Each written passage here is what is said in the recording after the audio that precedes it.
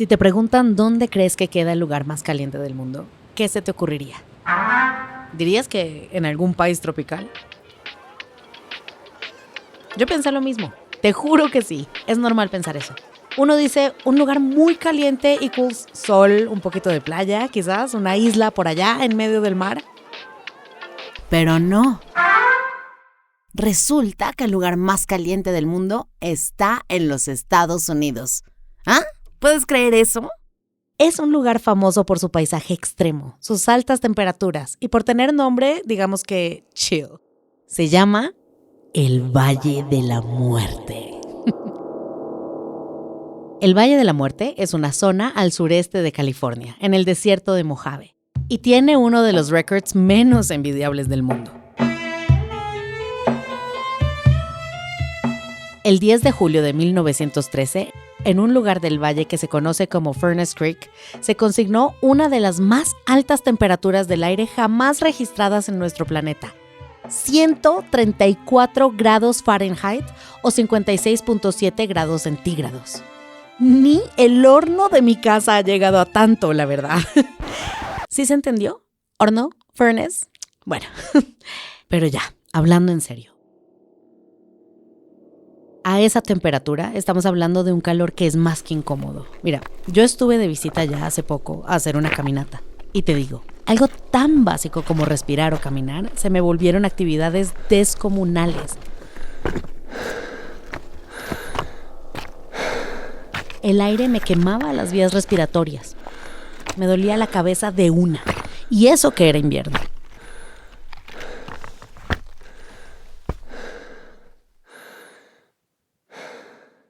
Pero a ver, ¿cómo puede ser que haya un clima tan extremo en los Estados Unidos? Y a todas estas, ¿por qué debería importarnos a nosotros, los latinos? Pues porque los golpes de calor, que cada vez son más comunes en este país, nos afectan sobre todo a nosotros.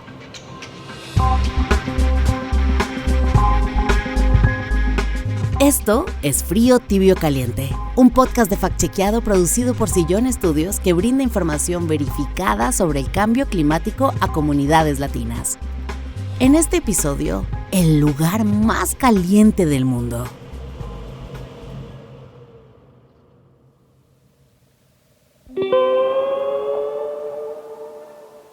El Valle de la Muerte es hoy un parque nacional y su clima extremo se explica por varias razones. La primera es que es muy seco. Las tormentas que vienen del Océano Pacífico se quedan atrapadas en varias cadenas montañosas que el viento debe atravesar para llegar al valle. Cuando el aire llega, está extremadamente seco, al punto que las lluvias anuales son de menos de 5 pulgaditas, muy por debajo de otros desiertos del mundo.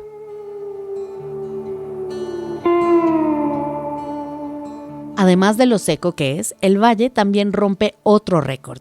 Está ubicado en la cuenca de Badwater, es decir, agua mala. Y dale con los nombres acogedores, ¿no? Bueno, resulta que Agua Mala es uno de los lugares más bajos de los Estados Unidos. Tiene 86 metros por debajo del nivel del mar. Todo esto significa que, en últimas, el valle es un hueco profundo y sequísimo. O sea que es muy, pero muy caliente. A pesar de sus nombres y clima extremo, el valle también es un lugar repleto de vida y belleza. Tiene cientos de especies de mamíferos, pájaros, anfibios, reptiles, peces y plantas en sus 3 millones de hectáreas. El aire es súper despejado y tiene muy poca contaminación lumínica. Es decir, que si algún día quisieras ir a ver un cielo lleno, pero llenísimo de estrellas, el Valle de la Muerte es tu lugar. Pero no hay que ir hasta el Valle de la Muerte para notar todos los efectos del calor extremo. Me refiero a lo bello, lo malo y lo francamente preocupante. A principios de 2023, las redes sociales se llenaron de hermosas fotos. Desde Washington, D.C., la gente compartía imágenes de árboles de narcisos florecidos y vibrantes. Desde New York hacían lo mismo, pero con los cerezos. Lindo, ¿no? Hasta yo le di like a las fotos. El tema es que ese florecimiento era inusual. Estaba pasando en febrero. No se supone que estos árboles florezcan en medio del invierno. O sea, si algo es un signo universal de la llegada de la primavera, son las flores, ¿no? El caso es que New York y Washington no son los únicos lugares donde la primavera ha llegado a adelantarse. En amplias zonas del sureste de Estados Unidos, incluidos Texas, Arkansas, Ohio y Maryland, la National Phenology Network, que lleva más de 40 años registrando cambios estacionales, ha detectado señales de primavera 1, 2 e incluso casi 3 semanas antes de lo habitual. A primera vista, esto podría parecer una buena noticia, ¿no? Menos frío, más luz, más calor, más flores. Pero no lo es. Y es que la ciencia lleva años advirtiendo que este adelanto no es inofensivo. El cambio climático está alterando los ciclos fenológicos de las plantas, es decir, el calendario natural que regula cuándo brotan, florecen o dan sus frutos. En los ecosistemas del hemisferio norte, lo que está pasando es que las primaveras más cálidas suelen adelantar el inicio de la temporada de crecimiento y aumentar la productividad vegetal al comienzo del año. Y sí, muy lindo esto de aumentar la productividad, pero no señor, porque el problema que viene después hace que tengamos que dejar todo lo lindo atrás. Hay estudios basados en datos satelitales, observaciones de campo y modelos climáticos que muestran que este calentamiento temprano genera efectos retardados en otras estaciones, durante el verano y el otoño. En cerca del 15% de los ecosistemas del norte, el adelanto primaveral termina teniendo consecuencias negativas sobre la productividad vegetal más adelante en el año, frente a solo un 5% donde los efectos resultan beneficiosos. Y hay un motivo que afecta a la floración y que viene con la llegada de la primavera temprana. Se llama estrés hídrico. ¿Qué significa eso? Pues mira, un crecimiento acelerado en primavera agota antes el agua disponible. Eso deja a las plantas más vulnerables cuando llegan los meses secos y calurosos que, my friend, ya sabemos que en Estados Unidos son cada vez más pesados. ¿Y qué más implica todo este fenómeno del estrés hídrico? Que claro, las flores aparecen antes, pero también desaparecen antes de tiempo, o sea, todo mal. Y además, cuando esas plantas son productivas, o sea, de las que comemos tú y yo, un cambio fenológico de esta magnitud se traduce en menos frutos. O, en el peor de los casos, en ningún fruto. ¿You catch the drill? Hay comidas que podrían desaparecer.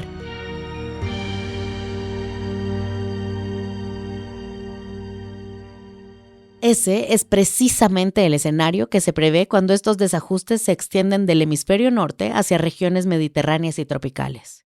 Mira, en países como España, Marruecos y Túnez, por ejemplo, cultivos como el pistacho y el almendro podrían enfrentar cosechas tardías o directamente fallidas. Y no sé tú, pero yo no me quiero quedar sin almendras ni pistachos. I can assure you that. Y como si fuera poco, este desajuste no afecta solo a las plantas. Los cambios en el calendario biológico pueden romper sincronías clave entre especies. Flores que aparecen antes de que sus polinizadores estén activos. O aves que lleguen tarde a un territorio donde su alimento ya pasó su pico. Estas desconexiones temporales aumentan varios problemas. 1. El riesgo de colapsos locales. 2. Las extinciones. Y 3, la pérdida de servicios ecosistémicos. Red flags por donde se le mire. Fíjate además cómo el problema de la floración temprana está marcando la historia. O sea, la escala es gargantuan en comparación a otros siglos. Un ejemplo claro lo tiene el Reino Unido, donde un análisis de más de 395,000 registros de floración que se remontan hasta 1753 muestra que las plantas florecen hoy antes que en cualquier otro periodo comparable de los últimos 250 años. ¿Qué tal eso? En promedio, la primera floración se ha adelantado hasta casi 2 semanas respecto a siglos anteriores. Y esto está estrechamente ligado a, you guessed it right, el aumento de las temperaturas a finales del invierno y comienzos de la primavera.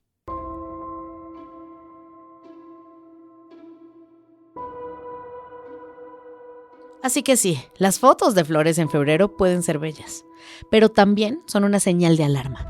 Porque lo que para algunos es un invierno más amable, para muchos ecosistemas termina siendo una carrera contra el tiempo que no pueden ganar. Toda esta belleza, la de las flores en primavera y en verano, o la de las miles de especies que habitan en lugares tan extremos, no nos puede hacer olvidar lo peligroso que puede ser lo que nos trajo hoy a este episodio. El calor, my friend. El calor, a ver. Y esto no es un tema de percepción propia, no, señor. Es un riesgo tan alto que durante el verano una buena parte de las actividades y zonas del Parque Nacional del Valle de la Muerte se cierran debido al peligro que representa el riesgo de un golpe de calor.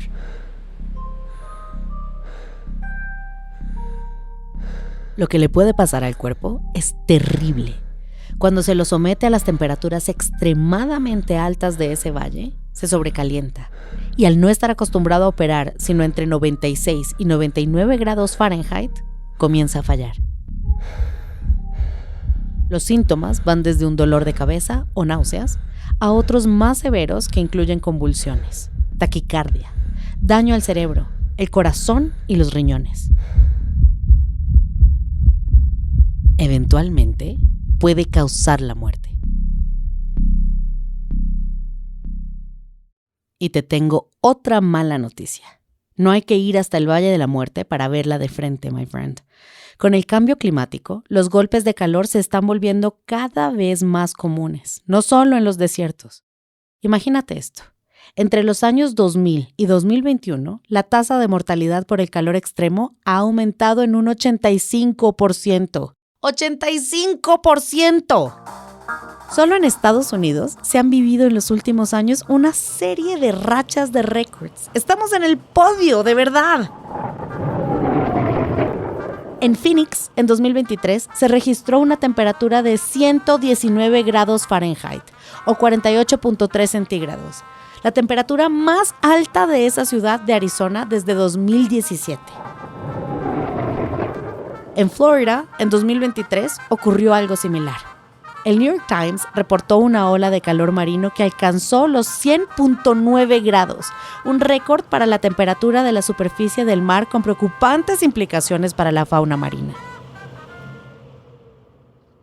Ya hay consenso científico sobre los incrementos de las temperaturas en la Tierra desde el siglo XIX. Según los análisis conducidos por científicos en el Instituto Goddard para Estudios Espaciales de la NASA, la temperatura promedio global se ha incrementado 1.2 grados Celsius desde 1880, un equivalente a 2.16 grados Fahrenheit, a una tasa de 0.15 a 0.20 grados por década desde 1975. Y eso, aunque suene poco, es lo que nos tiene hirviendo de esta manera. Cada vez las olas de calor son más intensas, más numerosas y más frecuentes. Según un estudio de la Oficina Nacional de Administración Oceánica y Atmosférica, hecho en 50 de las ciudades más pobladas de los Estados Unidos, en promedio, una ciudad sufría 2 olas de calor al año en los años 60. En 2010, ese promedio se había triplicado a 6 por año. Si eres de algún área urbana, te habrás dado cuenta de que allí también el calor puede ser bien intenso. En efecto, lo que pasa es que por esos lares se crean islas de calor. Pasa por varios factores. El primero, por la densidad del asfalto. El segundo, por la escasez de espejos de agua. Y el tercero, por las construcciones que absorben mucho más calor que paisajes naturales. En estas islas aumenta la temperatura de 1 a 7 grados Fahrenheit. Pero, bueno, no todo son malas noticias. Para hacerles frente a estas islas de calor, muchas ciudades están cambiando para adaptarse y generar soluciones. En Phoenix, Arizona, están pintando los techos de colores claros que reflejan más energía de la que absorben. Buenísimo eso. En Malasia hacen lo mismo con sus tejados. Eso hace que reduzcan el uso de aire acondicionado y que por lo tanto se reduzca el consumo anual de energía en un 13%. Bien ahí, Malasia. También se usan árboles como otro punto importante para combatir el calor. Lo que hacen es interceptar la radiación solar antes de que llegue al suelo y que así creen una sombra que reduce en 25 grados Fahrenheit la temperatura en la acera. Así que cuantos más árboles en ese sentido, mejor. Además, las zonas verdes, como son más húmedas, absorben mucho más calor que los suelos secos. Miremos a la ciudad de Medellín, por ejemplo, en Colombia. Allá se ha logrado reducir la temperatura en 2 grados con un proyecto de corredores verdes, plantando estratégicamente árboles y zonas verdes por toda la ciudad.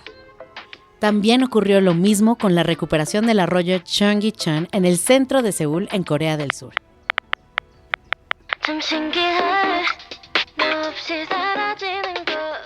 Allí las temperaturas en la zona bajaron hasta 9 grados Fahrenheit debido a la disminución del tráfico, la proximidad de agua fría y el aumento del 50% en las velocidades medias del viento después de que quitaron la autopista y lo llenaron de árboles. Cuando pienso en las ciudades del futuro bajo el calentamiento global, pienso en cómo las prioridades políticas deben enfocarse en eso, en fortalecer estrategias urbanísticas, en techos verdes, en zonas con árboles, en asfalto permeable, en convertir esas islas de calor en islas de bienestar. Vota por mí, tu amiga confundida por el cambio climático de confianza. No, es broma. Yo a la política no me pienso lanzar. Cuando empezamos este episodio, hablamos de que cuando pensamos en calor, muchos imaginan trópico, candela, playa y latinos. ¡Pura sabrosura! Pero el calor cada vez tiene menos de sabroso, sobre todo para nosotros, porque somos los latinos, hombres y mujeres, quienes sufrimos más los efectos del calor extremo producto del calentamiento global, según cada vez más evidencia científica. Por ejemplo, los migrantes latinos en Estados Unidos estamos sobrerepresentados en trabajos donde el calor es un riesgo muy común. Más del 70% de los trabajadores agrícolas son hispanos y al menos un tercio de los trabajadores de construcción también.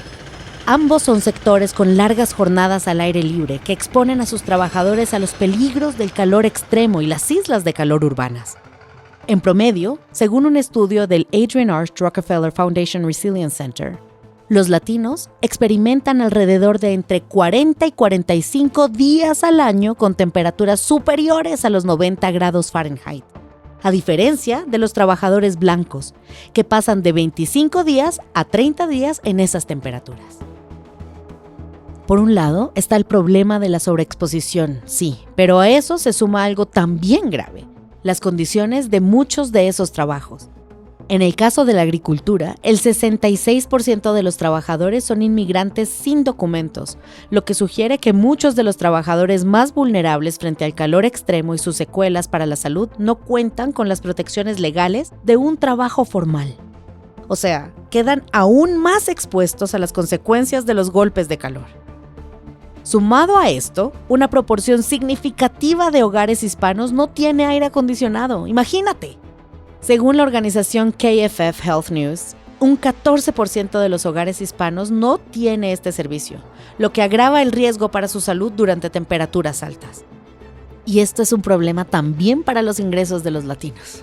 Nos atraviesa por todas partes, hasta el bolsillo, amigos. Si miramos hacia el futuro, los modelos climáticos indican que sin acciones para frenar el calentamiento global, millones de trabajadores podrían perder ingresos porque las altas temperaturas limitan sus horas laborales y afectan su productividad. Eso podría profundizar las desigualdades económicas y de salud que ya existen hoy para nosotros los latinos. El resultado para nosotros es que estamos bajo una combinación peligrosa de riesgos para la salud, pérdida de ingresos y vulnerabilidad social. Y esto requiere medidas claras de prevención y protección. Cuando las temperaturas dentro de nuestros propios hogares empiezan a parecerse a las del Valle de la Muerte, se vuelve urgente educarnos y cambiar antes de que las temperaturas extremas dejen de ser un dato curioso y se conviertan en una realidad peligrosa de nuestra vida diaria. Frente a esta crisis, se han tomado algunas medidas en California, Washington y Oregon, pero los expertos concluyen que son insuficientes.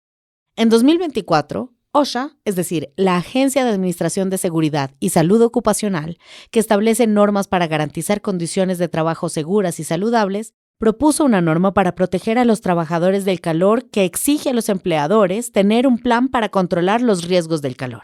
Así que, take notes, porque esto te puede ayudar en tu propio trabajo. El Instituto Nacional de Seguridad Ocupacional recomienda enfriar los entornos de trabajo, capacitar a los trabajadores en los peligros del calor, suministrar agua constantemente mientras se trabaja y pasar las tareas de mayor exposición a las horas más frescas del día.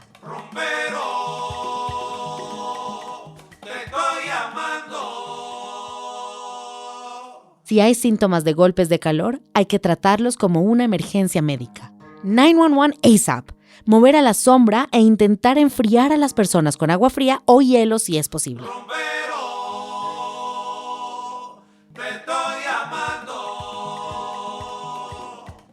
Y obvio, usar gorras y protector solar, my friend. Siempre, no lo digo yo, lo dice OSHA. Porque el calor no distingue entre turnos ni profesiones. Nos afecta a todos. Aprender a reconocer sus riesgos, anticiparnos y cambiar hábitos cotidianos ya no es una opción. Es una forma básica de cuidado colectivo.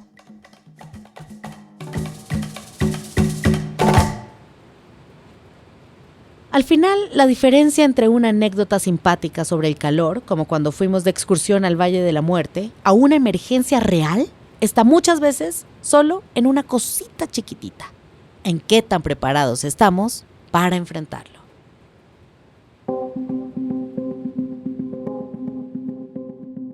Esto fue Frío, Tibio, Caliente, un podcast de fact-chequeado producido por Sillón Estudios, en el que presentamos información verificada sobre cómo te afecta el cambio climático. Cuéntanos qué te pareció este episodio dejándonos un comentario en tu plataforma de podcast. Puedes encontrar todas las referencias y artículos relacionados en las notas del episodio. Frío, Tibio, Caliente es narrado por mí, Irene García Calvo. Los guiones son de Felipe Useche, con investigación de Felipe Useche, Pablo Converse e Isabel Rubio. Guiones editados por Ana María Carrano. La producción general es de Sara Trejos. La producción ejecutiva es de Laura Sommer. La edición y el diseño sonoro son de Maru Lombardo. Y la música que escuchaste es de Epidemic Sound. El diseño gráfico del podcast es de Julieta Licandro Meta. Queremos agradecer a Climate Power en Acción por su apoyo para la producción de estas historias. Gracias por acompañarnos en esta marea. Encuéntranos también en factchequeado.com y en las redes en @factchequeado.